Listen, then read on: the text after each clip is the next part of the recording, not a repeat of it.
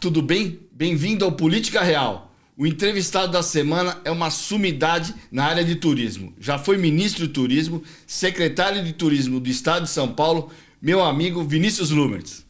Eu sim. Valeu por ter vindo, viu? Obrigado pelo convite. Obrigado você por me convidar e é uma alegria estar com você e com todos aqui no podcast, mas com você também, rever o amigo é muito gostoso. Vamos começar perguntando, né? Porque a vida vai nos levando e vai nos colocando num trajeto que muitas vezes a gente não imagina. Como que apareceu o turismo na sua vida? O turismo na vida de... não é o tema, né? Mas essa... O turismo na vida catarinense, do litoral principalmente, Florianópolis, Balneário Camboriú, é uma vivência cotidiana, é um estado turístico por excelência. Também conta o fato de que eu sempre me interessei pelo assunto, eu fui empresário do ramo, de restaurantes, lojas, essas coisas, paralelamente à minha atividade pública, né? E também influenciou o fato de eu ter morado muitos anos fora do Brasil na minha formação, né? Morei na Inglaterra, na França, na Holanda, em Israel, Hong Kong. Então Você é formado em quê? Eu sou formado em Ciências Políticas, especialização em Economia Internacional, e depois tenho os cursos de formação executiva na Kennedy School de Harvard, né? No MD de Lausanne e tal. E eu comecei um doutorado em Gestão do Conhecimento, Inteligência Artificial, anos atrás, mas não concluí na Federal lá de Santa Catarina. Então, assim, é uma vida já internacional e tal, etc. Mas o fato concreto eu era secretário do governador Luiz Henrique e nós trouxemos para Santa Catarina, e eu não era de turismo, né? Eu era secretário de PPPs, concessões e de relações internacionais. Depois eu fui de planejamento do Estado também, mas naquele momento foi trazer o WTTC para o Brasil. Foi o único grande encontro do WTTC, que é a maior instituição privada de turismo no mundo. Do mundo. E esse evento ocorreu em Florianópolis. Foi a única vez que aconteceu na América Latina um evento integral. Foi um investimento importante. Além de empresário, você ocupou algum cargo dessa pasta de turismo lá em Santa Catarina? Floripa, sei lá? O turismo sempre esteve ligado, porque assim, eu fui secretário de turismo do município, né? Você foi secretário de turismo do município? Do município, do Dário Berger, meu amigo. E quando eu fui secretário do Luiz Henrique no Estado, eu não era de turismo, mas eu fazia coisas como o WTTC e tal, etc. Mas antes disso, eu havia dirigido o Sebrae de Santa Catarina e o Sebrae Nacional.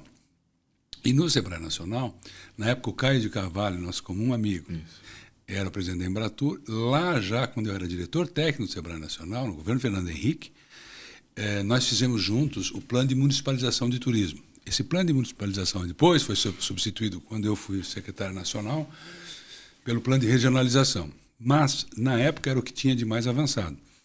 E a origem de grande parte desse conhecimento era a aplicação de técnicas do MIT que tinham entrado em Santa Catarina na gênese do Sebrae de Santa Catarina, que foi feito por um professor do MIT, o Sebrae local, SEAG na época, na verdade, Ibagesc, com o conhecimento do desenvolvimento de Gramado, Canela e Nova Petrópolis. Então, você falou uma coisa, você foi secretário nacional de políticas para o turismo, né? Eu acho que era isso. Esse era o nome, do Fernando Henrique. Isso fazem 2000 uns 20 anos. Né? 2000. Na época, com o Fernando Henrique era Sebrae. 20 anos, né? Sebrae. Qual o grande... Porque, imagina, o turismo hoje está mais organizado, mas tem desafios. Mas há 20 anos atrás, devia ser, né? Sim. Tudo desorganizado, sem regulamentação, sem empresariado unido para fomentar. Qual que foi o grande desafio nessa época do Fernando Henrique, quando você sentou, olha, tem que regulamentar, tenho que ajudar na infraestrutura? Qual que foi o grande desafio? Olha, o grande desafio do turismo é exatamente o que você falou, pela sua experiência você sabe, né? Que é a organização do setor, criar os planos nacionais, o Cadastur, que é o cadastro que regulamenta a atividade, esses programas tipo regionalização, ou seja, dar corpo ao turismo, dar consciência, né, de importância social e econômica. E hoje, fazendo apenas um uma observação. Hoje está faltando uma reorganização do turismo e uma união nacional que não se obteve ainda. Não existe a Fiesp do turismo, ou seja, todo mundo junto não tem. Então está faltando esse passo. Mas, corretamente, na sua análise, é perfeita, foi isso que foi feito. A criação do Ministério do Turismo em si, né, que veio depois com Lula. O turismo era uma secretaria de algum ministério antes? Ele era... O Caio... A educação e cultura, na época dos militares, eram meio que juntas, né? O turismo era uma... Isso. Quando o Caio foi ministro dos esportes, o Caio de Carvalho, está na Band, né? Nosso amigo, era o turismo junto. Né? O Lula separou e botou o Maris Guia, que foi um empresário que deu um tom ao início do ministério. Né? E a Embratur, infelizmente, nesse período que o ministério cresceu, a Embratur um pouco que envelheceu. Então, precisaria renovar os dois. Né? No final do governo Temer, nós mandamos uma mensagem para um projeto de lei para a Câmara para transformar num serviço social autônomo tipo Sebrae. Passou, no final das contas, mas a Embratur ainda está sem dinheiro. Eu tenho conversado com o Freixo sobre isso, esses problemas de falta de recursos para investimento. E o problema do Ministério, você não me perguntou, mas eu estou te dizendo, é que o Ministério hoje é todo emendas. Então não tem mais dinheiro. Os deputados nem vão mais lá. Né? Isso é um outro problema, sério, né? Porque você perde o eixo. Mas você tem toda a razão. Agora, tem algumas coisas que impactaram muito o turismo e como impactaram o Brasil. Uma delas foi lá atrás a abertura econômica feita por alguém que não tem vamos dizer, crédito político no Brasil, que é o ex-presidente Collor de Mello. Mas um crédito ele tem, histórico. Nunca vai ser tirado dele. Abertura. Que é abertura econômica. Porque daí você começa a ter um país fluindo e se nivelando pelo mundo. Qual é o problema depois da abertura? É que ela foi mais lenta que a abertura chinesa. Ela foi mais lenta que as aberturas de outros países do Oriente e do Médio Oriente. Então, nós fizemos o certo, foi abrindo, Fernando Henrique foi fazendo as reformas, e aí o Lula 1 foi na mesma atuada, e depois, dali em diante, teve que esperar o Temer para consertar tudo de novo, baixar o juro a 4%, fazer reforma trabalhista e modernizar o Brasil. Por que eu digo isso? Porque isso é chave no entendimento.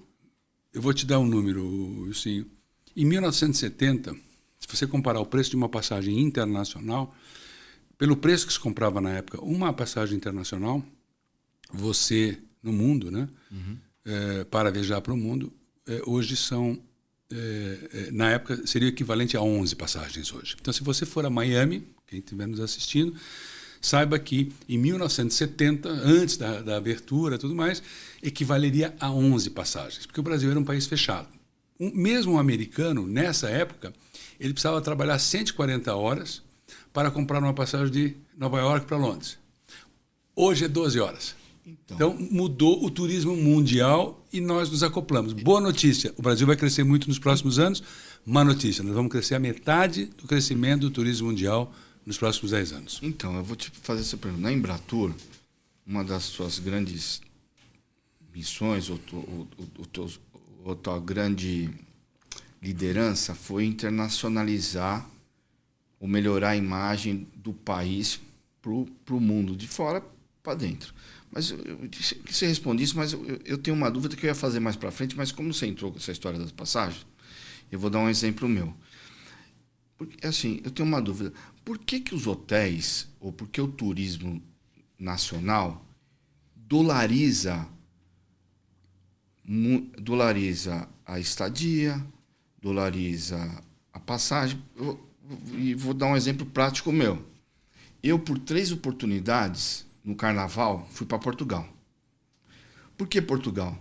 Porque eu ia comprar alguma coisa para ir para o Nordeste, era quase 2 vezes mais caro do que ir para Portugal. Que eu ia para Portugal, pegava uma passagem de $120, estava em Paris, pegava uma passagem de $100, estava em Madrid, e acabei indo muitas vezes para o exterior, por conta da cultura, porque é gostoso, né, viajar para o exterior, né? E não desmerecendo o país, mas porque era muito mais caro. Mas por que isso? E muitas vezes você vai perguntar, não, porque os hotéis eles dolarizam as estadias, a passagem, não sei o quê. Bom, vamos lá. Existem muitas causas. Eu não estou falando, né? Eu fui 3 vezes para Portugal no Carnaval por causa disso. Fatos e causas. Há momentos em que viajar para o exterior é mais barato. E há momentos que não. Razão pela qual o Brasil, sendo um país distante dos grandes emissores, tem um número pequeno de turistas internacionais. Um grande número interno, né? Cresceu depois da pandemia. Agora, as diárias no Brasil de hotéis, elas são relativamente baratas, não são caras. Né? Agora, em momentos de pico no Brasil, sobe muito, tem uma subida muito alta. Né? As diárias, então, não são assim um problema. Passagens, desde que entrou o algoritmo e aumentou o yield, né? Quer dizer, antes de você informatizar essa relação, onde o Wilson vai lá e compra uma passagem, se comprar 6 meses antes custa R$400, se comprar um dia antes é 3.500, né? Isso é uma forma de subsídio cruzado que o sistema informatizado criou de aumentar a ocupação, o yield, né? A ocupação do assento de 64%, 65% para 86%, 87%. Então, essas variáveis, essas mudanças, elas afetam. Né? Outra coisa que afeta, e aí é mais estrutural, é o tamanho e a maturidade do mercado. Então, o mercado europeu é um mercado maduro, onde o turismo é o ano inteiro, o cara fatura o ano inteiro, onde tem uma mão de obra mais eficiente. Você precisa de um funcionário europeu para 4, 5 brasileiros num restaurante, por exemplo, isso é um fato. Né? Mas por quê? A produtividade brasileira é baixa. É baixa.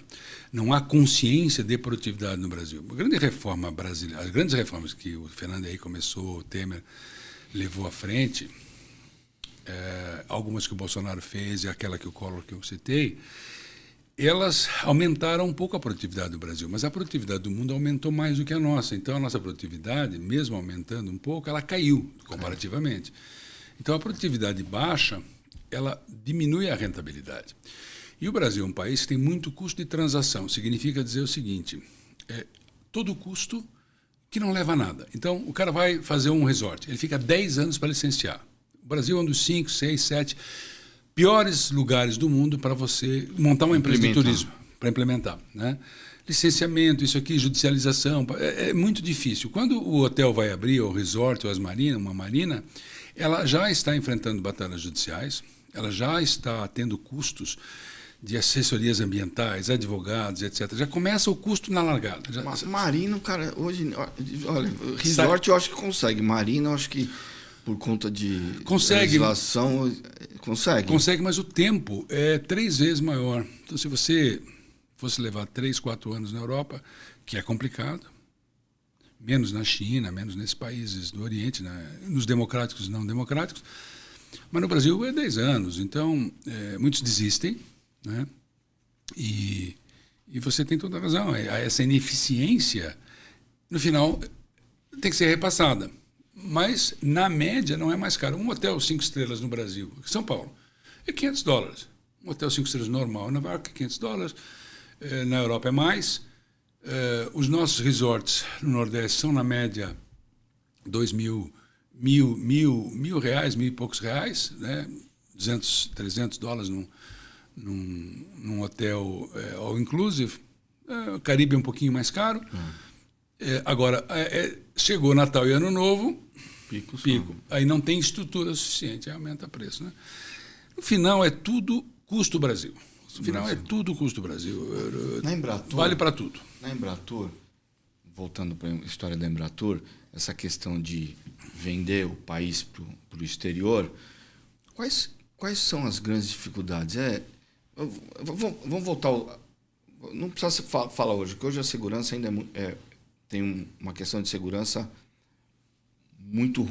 uma imagem muito ruim para fora, que acho que há 20 anos atrás não existia. Mas quando pegou a Embratur lá, há 15 anos atrás, foi 20 anos atrás, qual que foi o grande desafio para vender o país? Porque cultural já existia, mas existia uma cultura que aqui só tinha índio, essas coisas. Qual que foi a grande dificuldade? E tinha uma métrica para ver resultados? O Brasil, nós tínhamos a métrica e deixei essa métrica lá bem, que chama ROI, Return on Investment. Está lá. A gente sabe direitinho quanto vale R$1 colocado em internet, quanto vale em Fan trip ou press trip. Fan trip é quando a gente traz os agentes de viagem para o Brasil para ver. Press trip é quando traz o jornalista que vai fazer uma matéria grande, você paga uma passagem e sai 2 páginas no The Guardian. Né? Isso tem um ROI alto. Tem que fazer mais disso. Precisa ter dinheiro para fazer isso. E no Brasil se acha que esse dinheiro não volta. Ele volta 10, 20, 30 vezes. Né? Essa parte, eu diria que é o feijão com arroz do turismo. Investimentos dessa natureza. Aqui em São Paulo, nós também tivemos, eu diria que nós conseguimos investir em São Paulo mais ainda do que o meu período na Embratur. Né? A presidente do WTTC esteve no Brasil recentemente e ela disse uma coisa muito interessante e que é um pensamento que vários de nós que estamos no turismo a gente percebe. A nova geração lá no mundo, o mundo lá fora, não tem a noção do Brasil que nós temos. A nossa noção de Brasil, ela está ligada a um Brasil cuja imagem foi construída nos anos 50, 60, 70, 80. Bossa Nova, rock brasileiro, Rio de Janeiro, futebol, aquela magia de Brasília, Kubitschek, tudo aquilo, de alguma maneira, está embutido numa noção de Brasil, né, desde o Zé Carioca e tudo mais, que não existe mais na nova geração lá fora. Porque a gente não está fazendo essa venda. O último momento que teve uma venda indireta muito forte foi na época das novelas. Então, na Turquia, mesmo na Europa, passavam as novelas brasileiras. Mas a teledramaturgia, novelas, foram superadas pelas séries, né? Pelo Netflix e tudo mais. E o Brasil está muito lento em relação a isso. Nós estamos fracos de roteiristas para esses mercados, que é um investimento que nós temos que fazer. Quem faz bem feito? A Turquia faz. Né? A Turquia faz. A Espanha é melhor. Quando você vê um filme espanhol, uma série espanhola, está lá, que é Generalitat de Catalunha, que é da Galícia, tem um modelo onde aparecem as várias regiões em filmes. Né?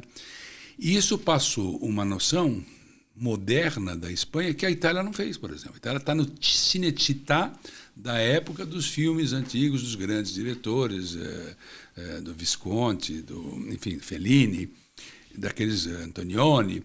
Por quê? Porque às vezes o sucesso acomoda. Vivem do passado, né? Deu certo, vamos continuar, né? E os espanhóis, que não tinham, hoje têm. Então, muitas vezes na vida, é melhor não ter, porque você corre atrás. E o Brasil é acomodado. Se eu fosse resumir aqui, para você e para vocês aqui, em relação ao turismo, o que falta? Em uma palavra, ambição.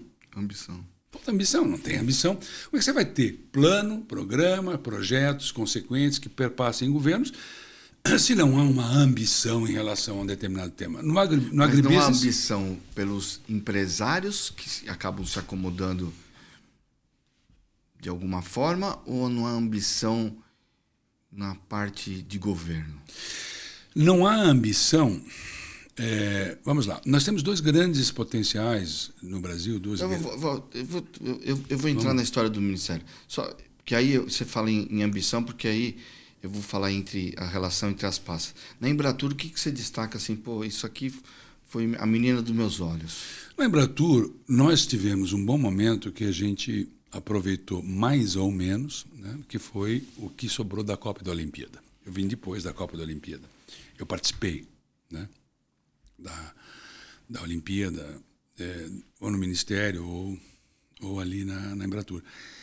E aquilo deu um salto na imagem do Brasil, ainda que tinha aquele negócio, não vai ter Copa, não sei o quê, mas eu me lembro de uma entrevista que eu dei em Londres para um jornalista da BBC, num grande evento, na WTM, e ele, no final, me entrevistou dizendo que o Brasil tinha feito a mais bela Copa do Mundo. E eu perguntei, por que vocês não falaram isso antes? Porque a mass media, a grande mídia, ela é muito violenta. Então, se você deixa margem, a piscina ficou verde, a Baía da Guanabara tem uma poluição, como fizeram com Paris, foi uma confusão. Então, você tem que se preparar melhor. Mesmo assim, foi um período que a gente conseguia, por exemplo, na Rússia, a gente andava com um trio elétrico na Copa lá da Rússia, né? Eu estava em cima de um trio elétrico, né? Ou seja, havia uma vibe ainda e nós estávamos vivendo aquele rescaldo daquela capa do Economist, que o Brasil era o Cristo Redentor decolando. Dali para cá, o governo Dilma em diante, e aí teve aquela recuperação com Temer. Depois o Brasil entrou numa imagem lá fora discutindo problemas internos. Durante o governo Dilma, nós maltratamos a imagem do Brasil por conta do problema interno lá fora. E durante o período do Bolsonaro, nós maltratamos a nossa imagem lá fora porque nós aqui brigamos internamente e a nossa causa interna, ou seja, é como se a gente tivesse problema em casa e brigasse no bairro, na frente de todo mundo. Na calçada para todo mundo ver. Foi o que a gente fez. Então isso encarece, porque turismo tem a ver com promoção. Mas promoção, por melhor que seja, ela depende também de reputação. Reputação é o que é fundeado. Você pode combater, por exemplo, o México tem problema de reputação nos Estados Unidos por conta do narcotráfico, etc. Só que o México gasta 400 milhões de dólares em mídia no turismo para encher Cancún e botar 50 milhões de americanos gastando lá. Então ele usa o músculo de mídia, que nós não usamos. O Brasil não gasta nada praticamente com mídia lá fora, né? São Paulo gastava muito mais no governo aqui do João Dória. Isso. Nós fizemos a parceria com a BEAR e tal. Os maiores investimentos que já teve. O problema é que se para, como parou, esse investimento vai embora. Porque você é um homem de comunicação, sabe que se você parar de falar, você perde. É como fazer academia. Você pode estar muito forte fazendo academia, parou, acabou, né?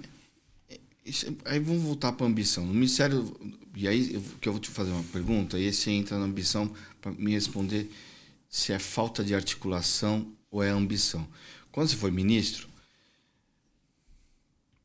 as pastas que nem desenvolvimento econômico, segurança, infraestrutura, elas entendiam a importância do Ministério do Turismo? Não. Não há esse entendimento. Então, então não é falta de ambição? Sim. O resultado é verdade, mas assim, é a palavra que no final, se nós tivéssemos ambição, haveria isso. Haveria isso. Né? Se houvesse uma ambição, como por exemplo tem no agro, uma ambição, né?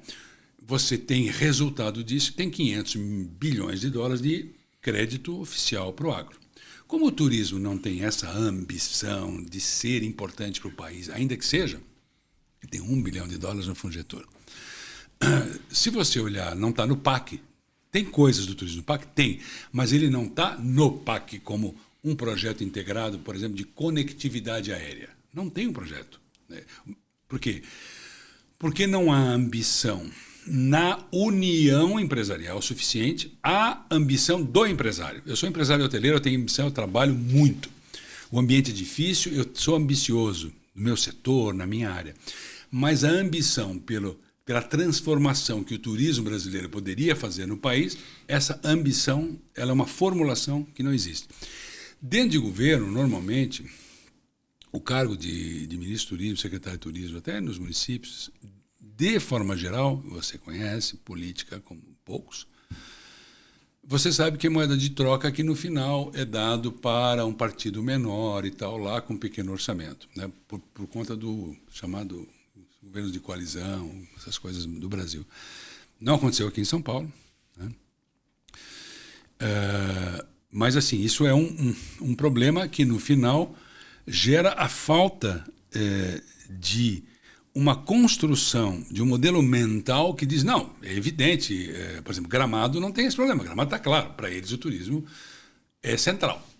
Foz é central. Central, Mas, ao mesmo tempo, eles apanham. Vamos pegar o caso de Foz. Foz tem uma ponte que não acabou, a nova ponte está lá parada. Aliás, a ponte está pronta, mas o acesso não está pronto. E toda aquela via Foz, né, que Itaipu estava colocando dinheiro, não tem mais dinheiro. Né? Ora, aquilo lá recebe 3 milhões de turistas e gera receitas, gera impostos que são pagos. E a maior parte do imposto do turismo é federal, depois é estadual, depois é municipal, depois é estadual.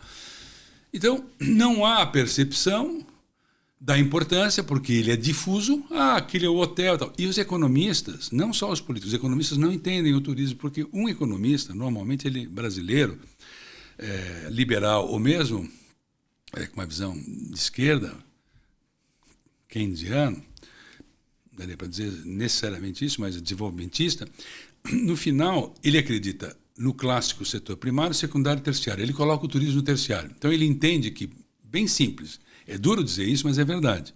Economistas inteligentes. Turismo, sim, é importante. Se as pessoas têm dinheiro, elas viajam, e é bom, aí elas viajam. Não. Dubai foi todo construído em torno do turismo. A China, eu estou na China como fundador da Rota da Seda do Turismo, eu vou 2 vezes por ano, eu fui a Linjiang, fui a Qingdasheng. Eles colocam um trem, colocam vários aeroportos, desenvolvem os parques temáticos, os parques naturais. Nós não desenvolvemos os parques naturais. Nós temos um hotel num parque natural, foi em 1950, em Iguaçu, um só. Quem estivesse em 1950, lá na inauguração, imaginaria que em 2024 tivesse muito. Só tem aquele. Tinha cassino. Nós fechamos os cassinos. Aqui em Serra Negra tinha cassino. Santos tinha cassino. E virou um problema. Né? Aí entra com as bets, mas não tem o cassino. Cassino pode ter 1, 2, 3 bilhões de dólares de investimento. Cassinos de resorts integrados.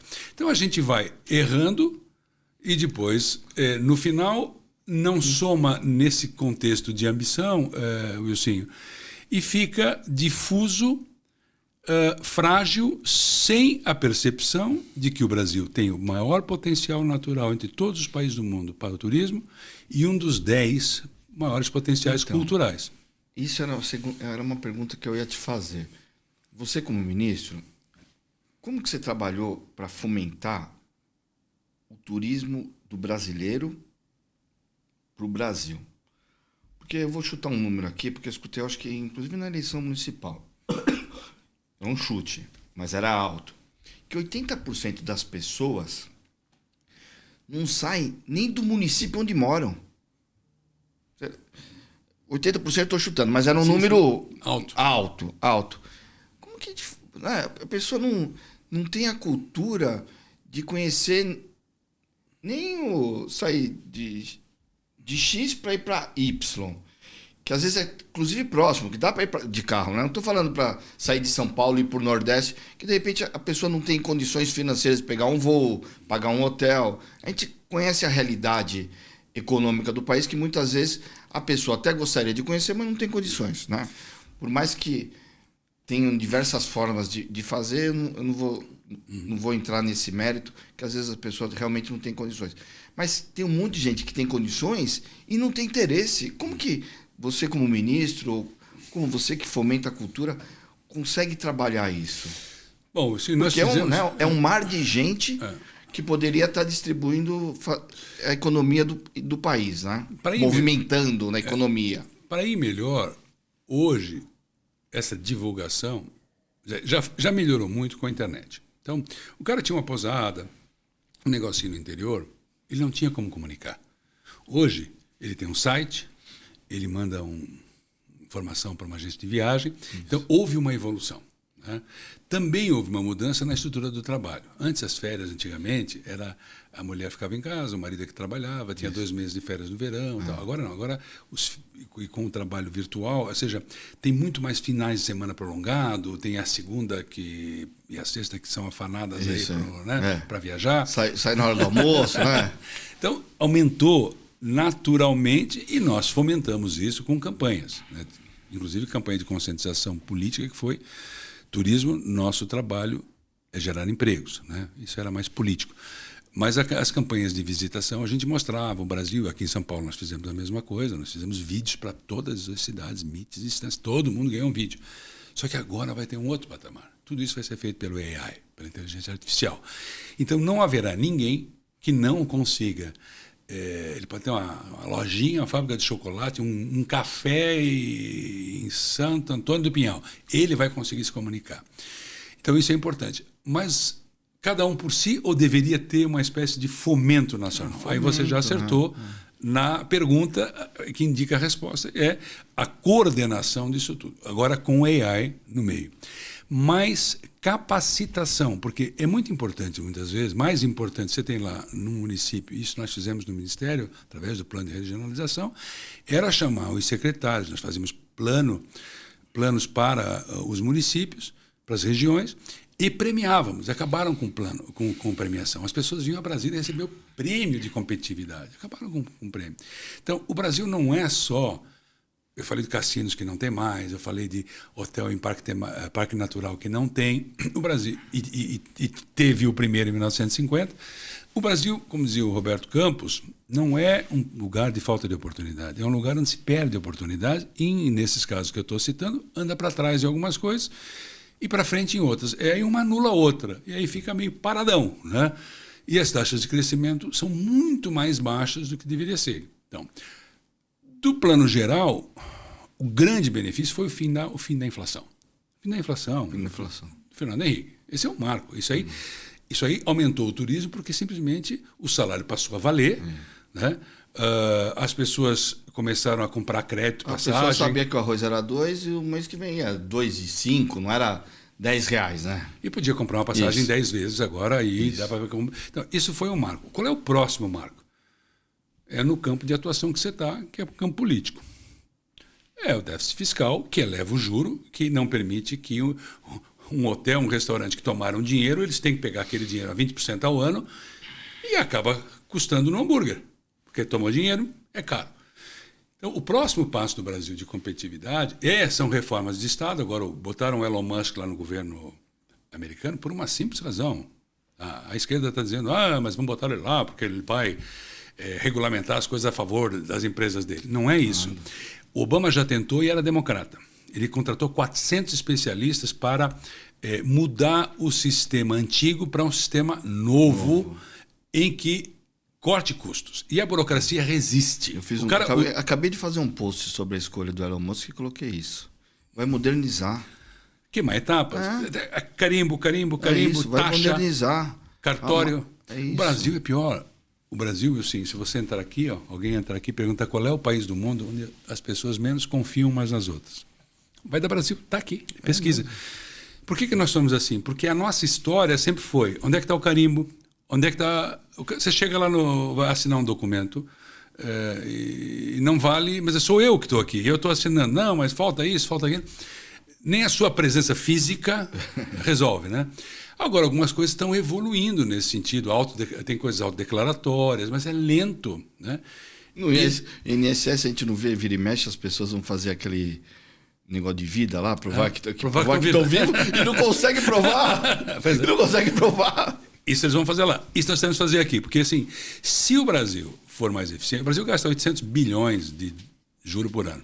Se nós gastássemos 600, sobrava 200. Esses 200 pode ser investido na economia. Se você investe na economia, e os empresários que passam a acreditar, os investidores aí, eu represento o Instituto Milken, os chineses com a Rota da Seda, estou lá no LEAD de Dubai, eu lidero o LEAD de Dubai, todos dizem a mesma coisa. Nós queremos botar dinheiro no Brasil porque tem dinheiro, tem capital demais no mundo. O mundo imprimiu muito dinheiro. Nós imprimimos muito. O dinheiro do mundo não tem nenhuma relação com bens e serviços. O mundo é uma inflação, é uma bolha.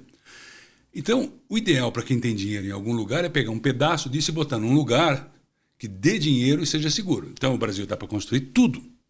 Mas nós travamos porque nós levantamos o juro, nós geramos instabilidade, temos brigas aqui que aparecem lá fora como instabilidade e não criamos as condições. A gente cria insegurança jurídica para o capital do exterior vir investir no país, né? Não tem regras claras. Vou te dar um exemplo bem simples assim. Naquela discussão, bem simples de lembrar recente, naquela discussão sobre os acessos às praias, na discussão do patrimônio da União e das terrenos de marinha, que era uma discussão que estava se refinando e de repente se politizou. Uma atriz, ex-atriz da Globo, atacou o jogador Neymar, que ia fazer um resort no Nordeste e virou. Não se discutiu o resort, o número de empregos, impostos, etc.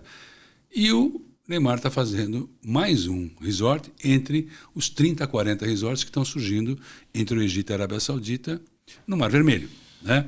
Então, existe uma irracionalidade na discussão no Brasil que é infantil. E aí eu me lembro de uma frase do Levi... Então, emenda a minha pergunta. Com todo esse mimimi ecológico, como que a gente faz para fomentar o ecoturismo? Estilo bonito. Tudo não pode, mexeu na folha, a folha está caída no chão, não pode tirar a folha caída no chão. emendando essa história do Neymar, né? Porque um resort, tudo bem, estamos falando em resort, mas como que a gente faz para alavancar o ecoturismo? Tem regiões que realmente não dá para criar em Bonito, não dá, acho difícil criar um resort, mas dá para impulsionar o ecoturismo lá, porque é maravilhoso, eu já fui, né? É maravilhoso. Como que a gente faz para o equilíbrio? Você precisa de plano de gestão.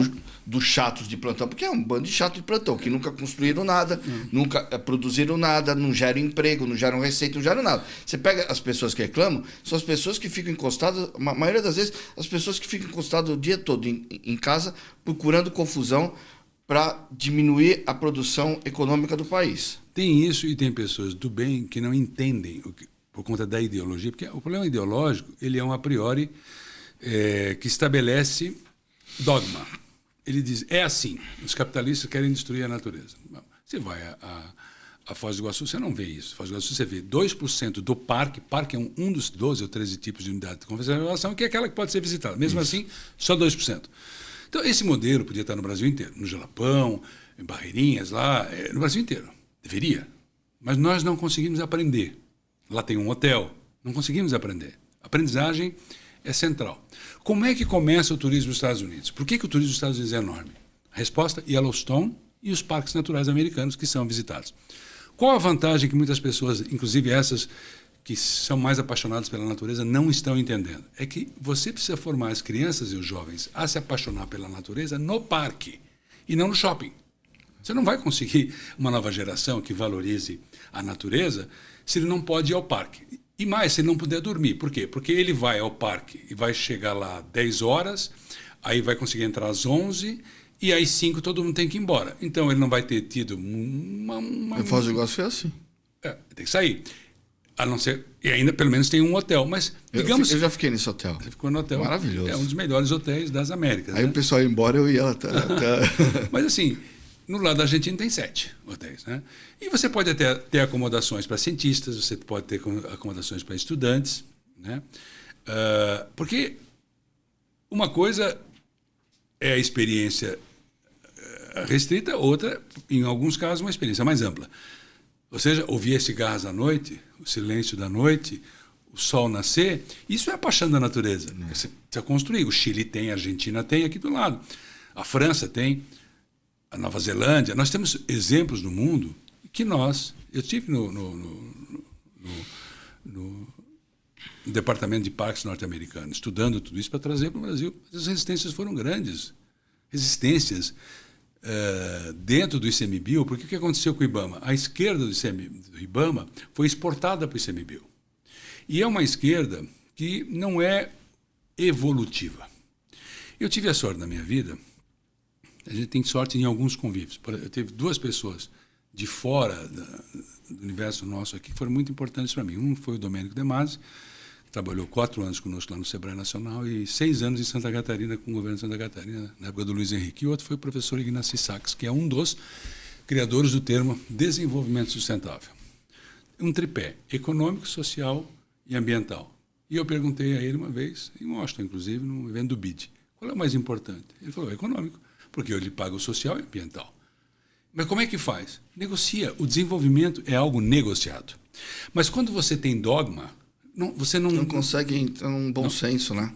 Não é esse bom senso. Não é conversa de adulto, mas não é. É conversa de imposição de que isso é assim e eu estou na mesa para te dizer que é assim. E não te ouvir para saber como é que nós fazemos isso. Para achar um meio termo. Então, plano de gestão é o que você precisa. Você precisa estabelecer. Agora foi estabelecido em Pompeia, hoje, a notícia de hoje. 20 mil pessoas dia podem ir a Pompeia. Tá. Aí você monta um modelo de distrito turístico que diz o seguinte: monta para 20 mil pessoas dia, 10 mil pessoas dia, quantas mil pessoas dia? Qual é a capacidade de carga? Agora, estabelece uma capacidade de carga inteligente, em horários e passeios diferentes, né? E você pode, a partir da capacidade de carga e do plano de gestão dessa capacidade de carga, você vai dizer, olha, pode ter 5 pousadas natureba aqui, com captação da chuva, verde, pode ter um resort nessa camada externa de até tantos apartamentos, também respeitando todo o tratamento. Né? Então você tem um plano. Isso é conversa de gente adulta. Mas não no nosso país, que é um eterno adolescente. E eu vou dizer que na Argentina é parecido. Nós temos, na nossa vizinhança, um país que, de certa forma, e aqui tem muitos amigos argentinos que concordam comigo, que é um país de eterno debate. E não de um diálogo, como dizia o professor Sachs, negociados. Senta aqui, vamos ver como é que a gente faz. Não, são polos. E nós estamos nessa no Brasil também. A ideia de que você envelhece sem amadurecer. É possível. Você e eu, todos nós conhecemos pessoas mais velhas que ainda são relativamente infantis. Pensam, pararam no tempo, na emocionalidade. E tem pessoas que evoluíram, ficaram mais velhas e mais sábias. Sabem observar melhor, entender a vida, aconselhar, e é onde tem o valor da pessoa mais velha. Agora, o que dizia Claude Lévi-Strauss, que foi quem escreveu Tristes Trópicos, visitou essa região de São Paulo, foi até pedaço do Paraná, Santa Catarina, foi um dos implantadores da USP, da Sociologia, da Antropologia da USP, e ele disse, anos antes de morrer, uma coisa aqui no Brasil, assim, que tem que ser registrado, ele é relembrado. Perguntaram, ele é apaixonado pelo Brasil, amigo de Fernando Henrique Cardoso, qual é a sua preocupação com o Brasil? A minha preocupação com o Brasil é que o Brasil envelheça sem jamais ter amadurecido. E nós já perdemos o bônus demográfico. Nós já estamos entrando num país que envelhece e não tem o que teve na década de 20 do século passado, que eram imigrantes do mundo inteiro vindo morar no Brasil. Árabes, japoneses, judeus, alemães, italianos. Agora não tem mais. Claro, tem pessoas que têm necessidade absoluta para a sobrevivência, alguns venezuelanos, haitianos, e que trazem vigor para a economia. Os venezuelanos que eu conheço são trabalhadores que estão aqui, estão na luta. Agora, não temos isso hoje. Não tem gente vindo do mundo inteiro morar aqui, batendo na nossa porta. E isso é um indicativo que não está organizado, que nós estamos pior que há 100 anos atrás, em termos de sermos um país que oportuniza. E a população brasileira caindo, vai aumentar o custo de aposentadoria, o Brasil precisa de sangue novo, o Brasil precisa se reindustrializar em cima da proximidade com os Estados Unidos, essas negociações todas, das vantagens que nós temos. Somos o 5º maior superávit comercial do planeta. E o que nós estamos fazendo com esse dinheiro? Eu tenho uma curiosidade. Vira e mexe, aparecem novos locais de turismo. Vou dar um exemplo. Caraívas. Há 10 anos atrás, como que surge um local desse?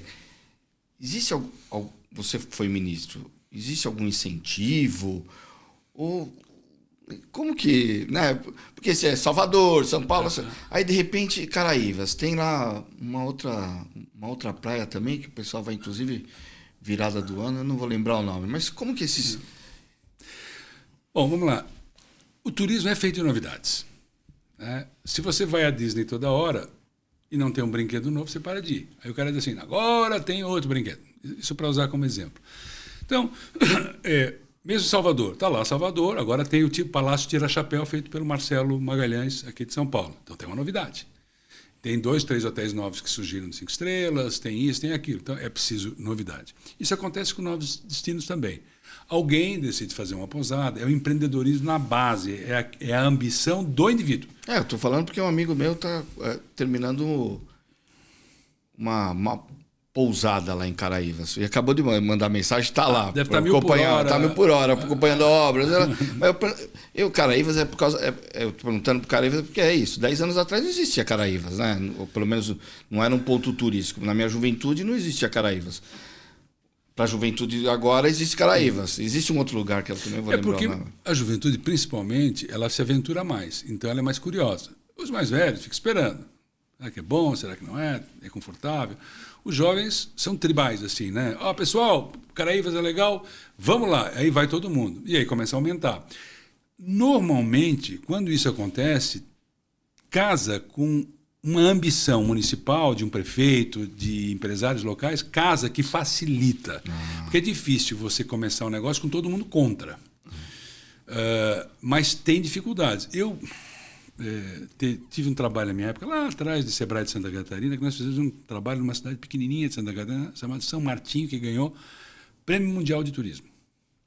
E foi entregue em Istambul. De turismo autóctone, fazer de uma cidade sem importância nenhuma um polo turístico. O prefeito que fez isso não se reelegeu. Não? Não, porque os agricultores resistiram, que a base era agrícola. Eles diziam, não, você está dando dinheiro para o turismo, está tirando dinheiro da agricultura. Só que ele voltou depois e elegeu a mulher, porque aí as pessoas já tinham entendido, porque aí viram as posadas, criou-se um pavilhão colonial, e aí o agricultor ele vendia o seu produto num pavilhão colonial do lado da igreja. Os turistas vinham da cachoeira, da visita da igreja, passavam lá e compravam os produtos agrícolas para levar para as cidades. Então, às vezes, leva um tempo de maturação para que essas coisas todas formem um chamado destino, né? Aí falta mão de obra, isso e aquilo. Mas isso mostra a pujança e a potencialidade. O que isso não demonstra é que haja um planejamento. Aconteceu. Os empresários estão lá fazendo, né? Mas não tem um sistema de... Bom, já que tem... é um novo polo, então tem empréstimo, tem capacitação, tem isso. Vai todo mundo ir lá ajudar Caraívas, né? Sebrae, Senac, vai ter toda uma estratégia de país para... Não, nós apoiamos novos destinos. Olha, as regras são essas, vamos trabalhar. Sem que sejam regras demais, mas... Né? É porque é capaz de estragar o que está dando certo. Aí vamos botar carimbo. Vem a burocracia, né, do governo, o que está dando certo... Né? Esse é o risco quando governos não têm entendimento de uma questão que é caríssima, que é uma questão moral. Porque desenvolvimento, e aí, isso é muito sutil e sério, desenvolvimento é uma questão moral. E não é tratado como questão moral. Se eu tenho um carimbo lá e eu estou impedindo a geração de 500 empregos, dos impostos gerados, das oportunidades para essas 500 famílias, isso vai ter efeito nos filhos, netos e bisnetos. Apoiar isso, para que esse carimbo faça sentido, que tenha um diálogo que diga, não, assim não pode, assim pode, vamos acertar e segue, porque esse empreendimento pode ficar 10 anos esperando para ser aprovado e ser aprovado igual, ou com menos área, menos... Então, se faça logo. E aí é uma questão moral, porque esse que se perdeu nunca mais volta. Esse dinheiro, essa formação, esse jovem que podia receber do pai que trabalha a condição de estudar e se formar médico, né? Essa oportunidade é uma questão moral. Eu conheço um moço que já é um senhor que lava carros perto do meu prédio em Florianópolis. Ele está lá lavando o carro, ele consegue lavar um carro com 1 ou 2 baldes de água, não sei como é que ele faz, mas lava um carro inteiro, não arranha. Em frente à Assembleia Legislativa de São Paulo tem um lá, pega o carro do pessoal da Assembleia, pega o carro do pessoal do Círculo Militar com balde, eu também não consegue. Bom, mas e o pessoal deixa a chave, já confia, ele está há tantos anos que o pessoal deixa a chave com ele. Pergunta para o teu companheiro aí, mas esse formou 3 filhos na faculdade, com 2 baldes. Isso é a moral do desenvolvimento, é a moral da oportunidade. Então, sempre que alguém vai tomar uma decisão, o país precisa pensar moralmente. O déficit público tem que ser pensado moralmente. Se o dinheiro é mal gasto, arruma para esse dinheiro ser melhor gasto, enfrenta o fato moralmente, que é imoral não jogar esse dinheiro fora, porque esse dinheiro pode ser melhor aplicado e tecnologia pode ajudar, e baixando o juro, essa economia se desenvolve. E aí o preço final cai. O preço final cai, mas não o do trabalho, porque se a economia se desenvolve, e a esquerda muitas vezes não entende, que se a demanda sobre o trabalho sobe, o salário sobe. E aí vai se ganhar mais. Muito mais, né? Então tem coisas, por exemplo, que estão erradas. Por exemplo, se quis dar benefícios para os autônomos. O cara, mais que autônomo, não é nem MEI, é o cara do teleentrega, seguro, que se quis fazer um monte de coisa. Aí veio o ministro do Trabalho e disse, não, tem que ser carteira assinada. Não é esse caso mais. Não é mais. Não. Então tem que sentar e negociar. Escuta, não vai ser carteira assinada? Tá, mas o que vocês precisam? Precisa pelo menos seguro de saúde, porque eles andam com moto, é perigoso. Eu conheço um rapaz que já fez 20 cirurgias, eu acho que perde 20 cirurgias num pé porque caiu de moto. É o maior custo no Brasil, é a ortopedia de moto, de hospital do sistema do SUS. Então teria que ter um seguro para isso. Aí não tem seguro porque não tem diálogo. Voltando ao professor Sachs, o desenvolvimento tem que ser negociado. E é uma questão moral. Se os fundamentos não são estabelecidos, tudo em decorrência é frívolo. Ah, não, mas ele não trouxe o carimbo. Sim, mas ele não trouxe o carimbo do quê? Não, do negócio lá. Mas que negócio? Não, um negócio que gera 100 empregos. Como assim? 100 empregos? Não, vamos conversar sobre o carimbo. Né? Não, mas tem que ser impessoal. Não, chama a imprensa. Chama o Ministério Público. Faz reuniões abertas. Porque o país... Que abre uma solução para outros também, né? Mas não no Brasil, porque se você licencia uma marina aqui e você fez todo aí a rima, etc, etc, e se você quiser fazer aqui a 500 metros, começa do zero. Como é que funciona nos Estados Unidos? Você licencia uma área, pré-licencia pelo município, que diz o seguinte: a capacidade de marinas aqui é assim, assim, assim. É o que pode. E o resto não pode. Está tudo pré-licenciado. É uma licença, pré-licença para todo mundo. Agora é o seguinte, está aqui, se você não cumprir, você vai para a cadeia, vai preso. Você vai perder a licença e você está ferrado e se defenda na justiça. Se você não fez nada de errado, você continua. Por quanto tempo é uma licitação de uma marina nos Estados Unidos? 90 anos. Por que é bom 90 anos nesses critérios?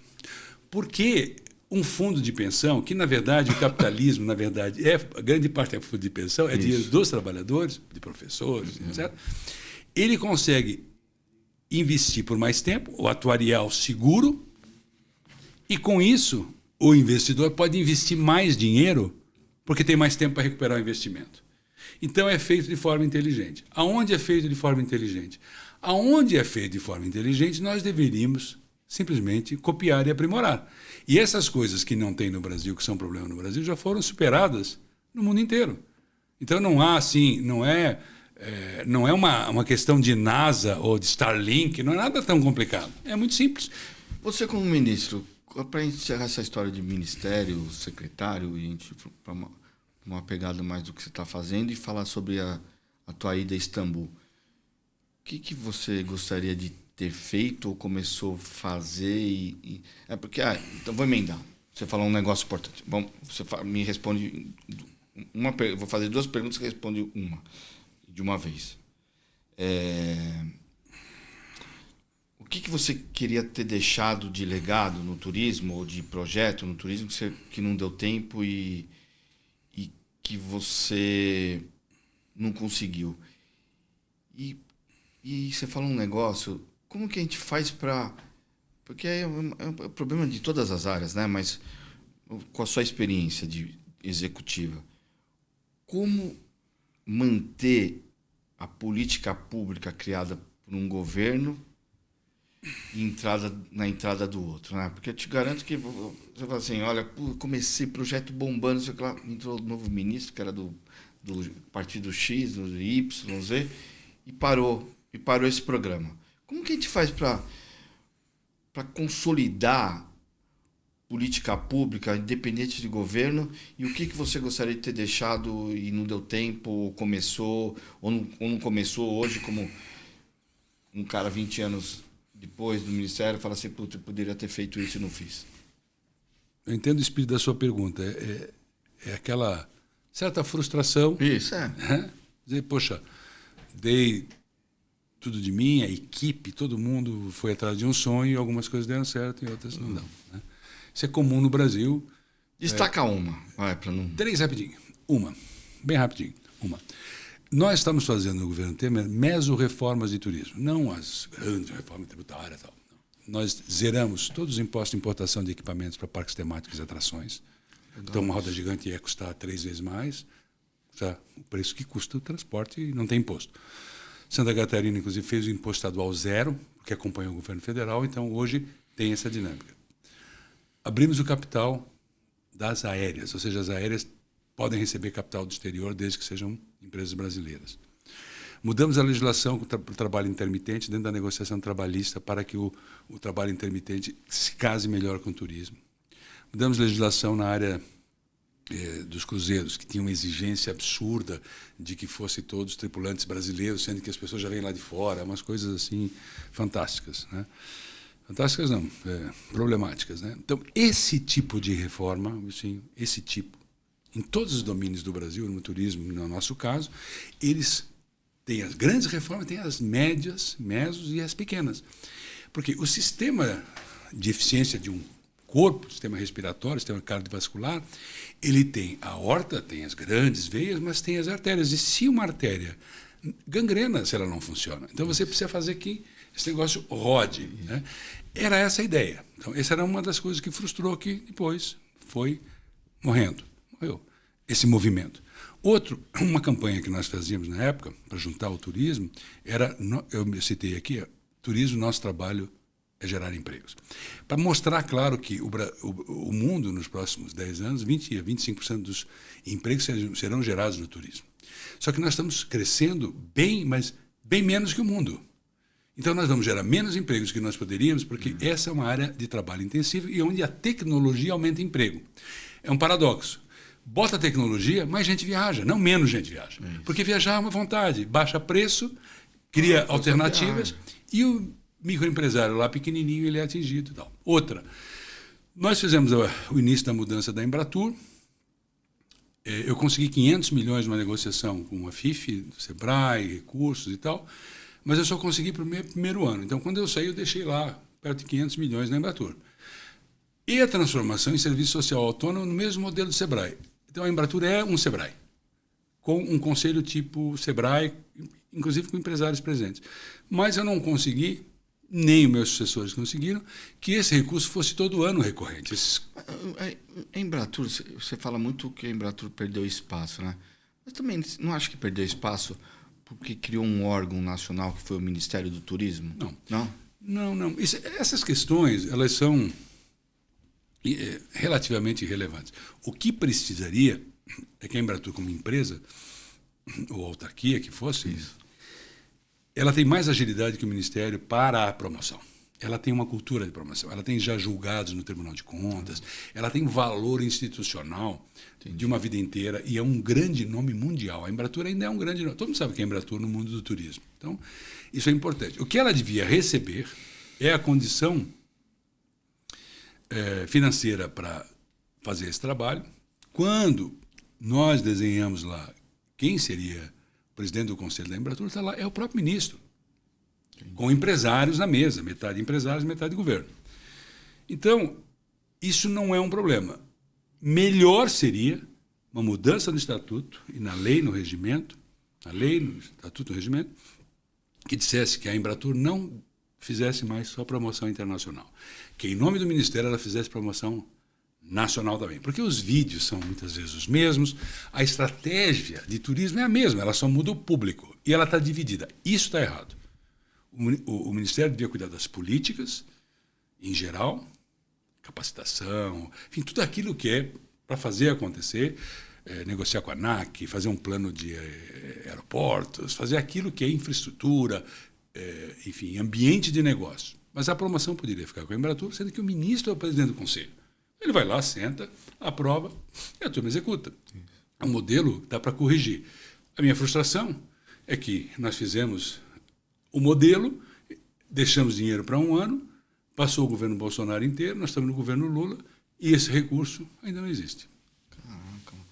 Vamos falar agora um pouco mais, vou entrar na tua questão profissional, mas você foi para Istambul, num evento, que eu não lembro o nome, mas eu lembro que era sobre rotas da seda. Até perguntar de Istambul, porque eu vou passar o ano novo lá. Eu vou fazer Dubai, porque o avião para lá, vou ficar 5 dias. Dubai é uma lição de vida. Egito. Essa viagem é uma viagem assim que a minha esposa montou, porque meu sogro está com 76 anos, 75 anos. É tão boa que ela nem queria que você fosse. Não, mais ou menos. Só que meu sogro quer conhecer o Egito, montou. Então a gente vai fazer Dubai, Egito e vai para Istambul e Capadócia, né? Mas só contando a minha peregrinação do final de ano. Mas Dubai é na ida ou na volta? Dubai é na ida. Melhor que fosse na volta. É?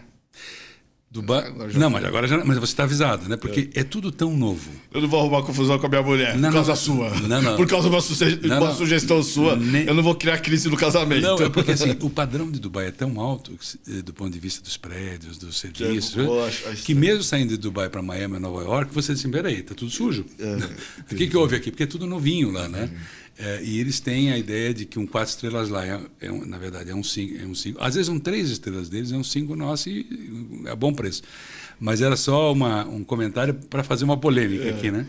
Mas você foi referência nessa conferência da Rota da Seda lá em Istambul. Qual que é a importância e como que a gente faz para aproximar esse turismo ou a relação com a Ásia, né? Principalmente com a Ásia, com a Ásia.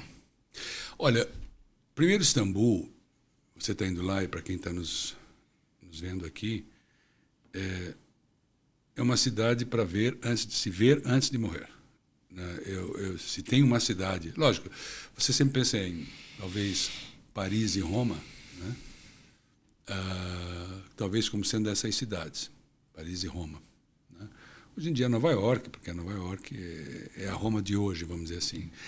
Mas a grandeza do Bósforo, você andar por aquele rio e você olhar para um lado e você ter o Mar Adriático, o Egeu, a Grécia, e você olhar assim para fora e com aquela largura do Bósforo, com tudo aquilo, com aqueles minaretes, sendo que um lado é Ásia, o outro lado é Europa, e você andar com esses barcos de passeio de turismo e você olhar que ali para trás está a Ucrânia, ali está Odessa, a Rússia está lá, a Pérsia está aqui, é alguma coisa, e essas colinas, enfim, é alguma coisa assim, que nem eu já fui 3 vezes, mas eu acho assim que nem 3 eu ainda consegui capturar essa magia, né? Só que eles não tinham turismo nenhum. Eles têm 50 milhões de turistas, têm o aeroporto mais moderno da Europa. Você vai se apaixonar pelo aeroporto, é uma delícia. Não é como chegar em Guarulhos, que foi privatizado, melhorou, mas não o suficiente. Por quê? Porque as privatizações foram feitas meio atrapalhadas. Um parênteses, eu fui para Florianópolis a semana passada, né? Olha, eu já fui para Florianópolis algumas vezes. Eu não sei se eu não observei, mas dessa vez eu não sei se fui depois da reforma, antes da reforma. Mas o aeroporto lá, cara, é sensacional, velho. Parece um shopping. O aeroporto de Florianópolis... Eu fui até um pouco mais cedo, tomei um café lá. Você está me dando uma boa oportunidade de fazer um parênteses aqui, porque lá é administrado pela Zurich Airports. Eu me lembro, eu estava na mesa, o governador Luiz Henrique, eu e a Infraero. Eles vieram com um projeto Infraero, aquele padrão. 3, 4 fingers, tetinho baixo, aquele pisozinho ali de Guarulhos e tal, que é o padrão lá dos arquitetos internos, porque é caro contratar fora, não pode licitar, aquela coisa de estatal. E o governador Luiz Henrique, que era muito positivo, disse, Vini, isso aí deveria ser uma licitação, deveria ser um negócio internacional e não sei o quê. E falando para o pessoal da Infraero, vamos fazer juntos uma outra coisa. E todo mundo se apaixonou pela ideia, fizemos uma licitação, ganhou o Bizelli, que é de São Paulo, da Bizelli Associados, que fez aqui aquela região central ali, um pedaço daquele início da São João e todo o Anhangabaú, né? Baseado também nos conceitos de Yangel, que é um grande arquiteto dos maiores do mundo, né? Que é um arquiteto dinamarquês com quem eu passei uma semana em Copenhague estudando esse negócio lá num outro momento. Esse aeroporto, então, foi feita uma licitação com esses critérios. E aí está o resultado de uma licitação bem feita. Então, eu falei a capacidade de aprender. Nós temos que aprender com Istambul, aprender, nesse caso, com Florianópolis, porque é o melhor avaliado no Brasil, e você notou, porque ele era o pior avaliado do Brasil, de pior para melhor. Ele era muito pior que uma rodoviária ruim, e hoje é o melhor aeroporto avaliado, além de você e de mim, dos usuários, né? Sinal de que, dentro da sua pergunta inicial lá atrás, que você fez várias vezes, da importância do poder público, é um caso concreto. Qual é o problema? A nossa incapacidade de aprender.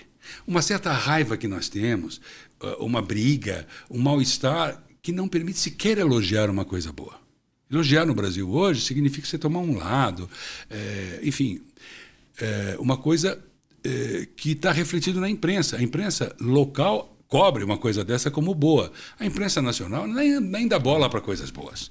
Ela quer saber onde é que está o problema. E se você falar uma coisa boa, cartão vermelho, 1 amarelo, 2 vermelhos para você. Porque aí você já está querendo o quê? Puxar saco de quem? E, na verdade, você está dizendo que uma coisa é boa. Né? Voltando lá... Voltando para onde? Vamos voltar para a Rota da Seda. Istambul. Eu sou membro fundador, né? E nós levamos Foz do Iguaçu, o Brasil não é membro da Rota da Seda. A Rota da Seda são 6 iniciativas. A última é a do turismo. São iniciativas que têm a ver com rodovias, ferrovias, transporte, internet, portos. Né? É a antiga Rota da Seda feito nova. Inclui a pretensão de incluir o Brasil. E o Brasil, por conta das relações com os Estados Unidos, não assinou. Né? Até que isso tudo se acalme. Né? Não vejo o Brasil assinando agora. Acho que deveria assinar e acho que o Brasil deveria assinar com os Estados Unidos um equivalente do mesmo tamanho. Né? Para os nossos negócios fluírem. Interesse nacional nosso. É meu pensamento. Acho que nós temos que botar esse país para frente. Nós precisamos de investimento, não temos poupança interna. A gente poupa 13, 14 do PIB, investe 13, 14, nós precisamos de mais 13, 14, 15 a mais. Nós não temos esse dinheiro, então, se é para o bem do nosso povo. Eu faço parte, sou membro fundador e eu falo nas aberturas. Eu estive em Linjiang recentemente, eu falo na abertura junto com o presidente de honra da Organização Mundial do Turismo e o presidente da Ásia, da Organização Asiática de Turismo. Nós 3 normalmente que falamos nas aberturas. E participamos desse planejamento. São 68 municípios da Rota da Seda do Turismo, já. Né? O único brasileiro é Foz do Iguaçu, no México, Cancún. Né? Mas ainda nós estamos naquela parte mais distante. Né? E o que faz esse negócio? São estudos, encaminham investimentos, relações para aumentar voos. Né? É um trabalho de aproximação e a China está fazendo bem isso, porque ela faz isso com uma espécie de respeito. Aí você tem Petra, você tem Istambul, você tem cidades lá do Índico, né? Todo mundo junto, todo mundo conversando sobre turismo, numa grande união. Né? Logicamente que os chineses estão fazendo política. É inteligente da parte deles, mas é uma política construtiva. Né? Então, eu, como participo do Instituto Milken, que é uma coisa mais americana impossível, que são os investidores americanos e os chineses, para mim está claro que não, nós temos que aproveitar todas as oportunidades. Né? E a Rota da Seda para nós, eu acho que o que nós temos para ofertar para eles, em geral, é natureza. Eu acho que, aliás, no mundo que mais vai crescer nos próximos anos vai ser turismo de natureza. Mas para isso nós temos que voltar àquela pergunta que você fez lá atrás, de nós decidirmos, temos a ambição de sermos o país dos parques para o planeta. E não o país que destrói a natureza, mas sim o país que constrói parques, que as pessoas visitam, que podem fotografar, que as crianças, os cientistas vão. É isso que a gente precisa fazer. Todo esse mundo oriental é apaixonado por natureza. Mas o que nós temos de produto de natureza? Um produto, e eles consomem, Foz. Só Foz. Né? Só Foz. Produto para eles só Foz, hoje. Né? Tem potencial para bonito, está aumentando, bonito, mas nós temos lá em Barreirinhas, como é que chama as dunas lá? Lençóis maranhenses, Barreirinhas, até nós, no nosso período de governo, melhoramos o aeroporto. Mas você precisa mais do que isso. Mas eu desci em São Luís, né? Desci em São Luís e aluguei um carro e fui de carro. Aí você precisa, num plano nacional, você precisa garantir que essa estrada seja melhor, que esse aeroporto seja melhor. Entende? Quando você pensa entre São Luís e Barreirinha, quando você pensa em ambição, você precisa... De noite é um perigo. Você precisa que o aeroporto de São Luís esteja melhor, o caminho para você, Barreirinhas, melhor, que a tua estadia em São Luís seja muito boa, que você conte para todo mundo, né? Que você tem um monte de coisa para fazer, aí você vai lá, nos Lençóis, lá tem um plano que diz que tantas mil pessoas podem visitar, aqui, aqui e ali, e aí em torno disso se fazem os hotéis e o aeroporto. Ponto, acabou. Jalapão, Serra da Mesa, Amazônia,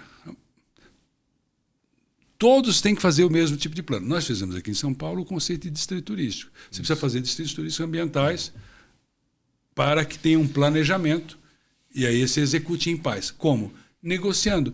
Mas se quando o Neymar quer fazer um resort, vira uma briga, antes de... Ninguém conheceu o resort, não deu nem tempo. Né? É um país que se auto-sabota, porque, moralmente falando, esses empregos nunca acontecerão, esses impostos nunca virão e vai ficar lá. Ah, mas ia destruir. Quem disse? Então negocia, escuta, bicho, aqui não pode, aqui pode, isso não pode. Você vai ter que fazer assim. Isso é conversa de adulto e não de adolescente, que é um briga de bar, né? Então, nós temos que decidir o nível de maturidade com o qual nós queremos nos relacionar com o nosso país. Qual é o país do mundo que tem a maior capacidade, se organizado, de receber investimentos? É o Brasil. Não tem outro país com a capacidade que nós temos. Nós temos a condição, nós precisamos fazer todas as rodovias, nós precisamos fazer saneamento, nós precisamos fazer tudo. Nós podemos fazer indústria com combustível verde para vender para os Estados Unidos, para vender para a Europa. Nós temos que fazer o acordo com a Europa tem que se flexibilizar, porque o interesse da Europa é maior do que o nosso, ela está acuada geopoliticamente.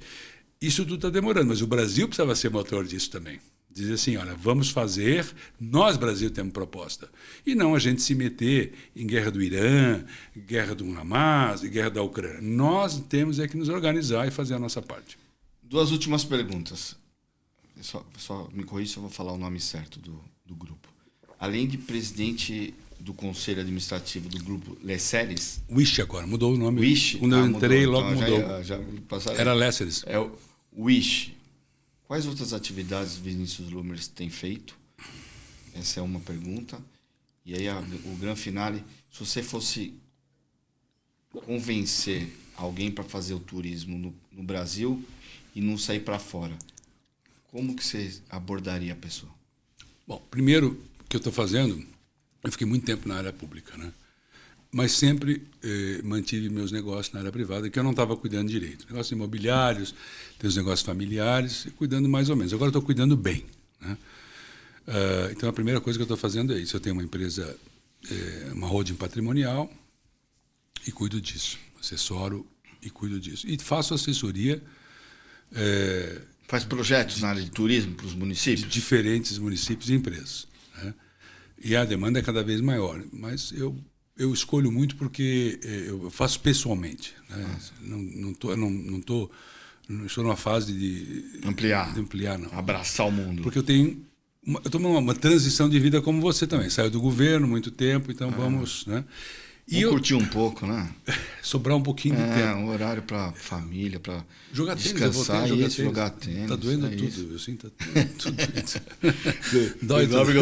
Amanhã eu vou fazer ressonância da coluna porque está doendo tudo também. Bom, amanhã então eu te encontro na ressonância. Mas no físio, eu já fiz a ressonância. E porque é da idade também, né? Você vai ficando mais velho e tem que fazer algumas escolhas. Você né? Fazendo projetos... O nome certo é projeto para áreas turísticas. Eu estou fazendo. Eu tenho fazer seu merchan. Faço consultoria, assessoria e sento em conselhos, né? Mas o principal, a minha principal atividade no turismo é a presidência do conselho do Grupo Wish, que faz parte de um grupo chamado RTSC, que é dono da WM também e da Gramado Parques. Ou seja, 3 juntas, que a ideia é consolidar com o tempo, vão formar possivelmente o maior grupo de turismo do Brasil. Isso é comandado por esses fundos, por um proprietário das empresas, que é o Marco Jorge, que é um jovem. Nós estamos passando aí as dificuldades pós-pandemia na Gramado Parques, na WM, não na Wish, mas elas estão indo para o eixo, né, porque foi um golpe muito forte. Você está em crescimento acelerado, né, como líder de propriedade compartilhada, de multipropriedade, e ao mesmo tempo 2 anos tudo fechado, né? Sendo que, no caso da Gramado Parques, ela passou agora ainda mais a crise climática lá. Mais um ano tudo fechado. Minha. Essas apartamentos compartilhados, né? Eu tenho pode ficar 2 semanas e tal. O resto do ano, a pessoa recebe pelo aluguel ou não? Recebe pelo aluguel. É igual... É um modelo parecido, nesse caso, com o chamado condotel. Se você vê um Blue Tree, por exemplo, normalmente um Blue Tree é uma gestora, né, de um modelo que a gente chama de... A gente pensa em termos de apart hotel, que é a cota do modelo. Aí você é obrigado a alugar. Na multipropriedade, você não é obrigado. Se quiser deixar fechado, ninguém entra no meu apartamento, né? Eu compro todas as cotas, mas aí se você diz que você vai comprar só 2 semanas, aí outras pessoas vão. Mas você vai ter os teus dias salvaguardados. Que eu vi outro dia. O Brasil outro dia vi apareceu no Instagram uma coisa dessa, eu fiquei na curiosidade. O Brasil está crescendo nessa área. Nós temos também time sharing, que não é propriedade, aí não é cota imobiliária, e sim tempo. Né? É um pouco diferente, tem também no grupo. E é um grupo que tem a condição de consolidar. Qual é o timing disso? É, de novo, aquela questão dos juros, né? Porque você, como empresa financeira, tem que captar e ter condições, ainda que o grupo esteja crescendo, reformando hotéis e investindo, mas não na velocidade que gostaria, porque o juro onera e você parte de um patamar muito alto. Mas eu acredito muito que vai ficar muito forte. E eu estou em outras atividades, inclusive, como Rota da Seda, eu tenho as minhas obrigações lá com a consolidação desse modelo da Aliança dos Municípios, da Rota da Seda.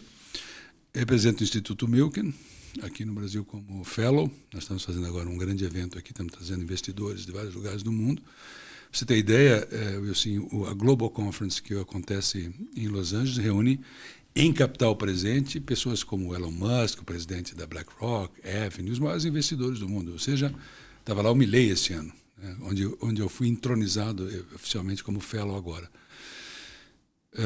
35 trilhões de dólares estão lá naqueles 4 dias no Hotel Beverly Hilton. Então, há muito tempo, desde 2007, que eu me relaciono e eu venho sempre falando, vamos para o Brasil, vamos para o Brasil. Então, eles estão vindo, vieram ano passado, vieram esse ano, então tem eventos, encontros. O BTG está muito próximo deles também. E isso nos conecta com os investidores mundiais. Mas o que dizem os chineses e o que dizem eles é a mesma coisa. Arrumem as coisas no Brasil, nós vamos investir muito mais. Outro que eu represento o Lead Turismo de Dubai. Né, de Dubai. Isso também são atividades. São atividades. Atividades. Juntando tudo, eu tenho um dia cheio, né, mas não um dia como for o meu. Governo que você não tem sábado, não tem domingo, não tem horário para ter problema. Você acha que no sábado você vai ficar tranquilo e explode alguma coisa? Né? Foi a vida inteira. Então, assim, eu acho que eu dei a minha contribuição e, para mim, eu estou satisfeito com o que eu tenha feito na área pública. Você perguntou o que não fez. O que outros façam, cada um faça o que pode. O que eu rezo, sempre penso, em termos dos nossos filhos, né, das novas gerações, é que o Brasil amadureça e seja mais objetivo com as questões. Né? Que nós entendamos, e eu acho que essa eleição foi já um caminho vindo para o centro. O que é o centro? O centro é perguntar por quê, como, aonde. Né? E não simplesmente bate-bumbo para um lado, bate-bumbo para o outro. Tem momentos que, sim, um país às vezes precisa ter conflito para bater, para ver o que dá. Mas depois, você não pode ficar com uma empresa de demolições o tempo inteiro. Às vezes você precisa demolir, mas tem uma hora que você precisa dar construções. Né? Então, a empresa de demolições Lula ou a empresa de demolições Bolsonaro, elas são úteis. Tem que demolir determinadas coisas, inclusive burocracias, equívocos, a questão de distribuição de renda no Brasil. Tem que demolir certas coisas. Mas não é só de demolições que vive um país, é preciso construção. Né? E para encerrar, se fosse convencer não vou falar brasileiro, mas um europeu, um americano a vir para o Brasil, qual que seria a sua fala? Mais curta, porque nós estamos estourando o tempo aqui. O Brasil é muito grande. Você pode ir para o Brasil de Brasis completamente diferentes. Se for para o Nordeste, é um Brasil. Se for para Alter do Chão, é outro Brasil, Amazônia. Se for para o Rio Grande do Sul, Argamado, Florianópolis, ou Rio, ou, enfim, para Campos do Jordão, enfim. São Brasis e Brasis. Nós somos maiores em área física, PIB e população que os 10 outros países da América do Sul. Então, você, para convencer alguém, na minha prática é isso, é o que o mercado tem que fazer. O que esse cara gosta? Qual é o jeito dele? Que Brasil eu ofereço para ele? Ele gosta de natureza e tal. Então vamos para a Amazônia, vamos para Foz. Não, eu gosto de praia, de cidade. Você vai se hospeda lá no Leblon, Ipanema, e é bom. E não use o relógio, infelizmente, não, né? Se cuide. Mas assim, Istambul também não é seguro. Tel Aviv não era. O Brasil tem uma imagem pior do que é. Agora, nós temos que corrigir algumas coisas de segurança e de comunicação muito urgente e que não servirão só para o turismo, servirão para a imagem do Brasil lá fora. Vinícius, Cara, adorei. Realmente você é especial. Esse tema turismo, você é a figura do turismo. Se você pensar um gestor público, às vezes não é ruim ficar só com um carimbo só, mas lembra de turismo, lembra do Vinícius Lumert. Obrigado pela oportunidade de conversar conosco. Obrigado a você e sim a todos vocês que ficaram esse tempão conosco. E dizer que, para mim, é uma alegria estar com você. Nós trabalhamos juntos. Eu tenho admiração pelo teu trabalho. Você é diferente, porque você brinca e você faz sério assim, né? E isso é raro, né? Uma pessoa com humor, uma pessoa divertida e uma pessoa que leva tão a sério as suas missões. E eu vi você desenvolver missões muito pesadas e com grande sucesso. Obrigado. Obrigado para você que nos acompanhou nesse novo episódio do Política Real. O entrevistado da semana foi essa referência no turismo, ex-ministro do turismo, ex-secretário de turismo no estado de São Paulo, Vinícius Lumert. Valeu e não se esqueça, nos siga nas redes sociais e dê seu clique no YouTube. Valeu!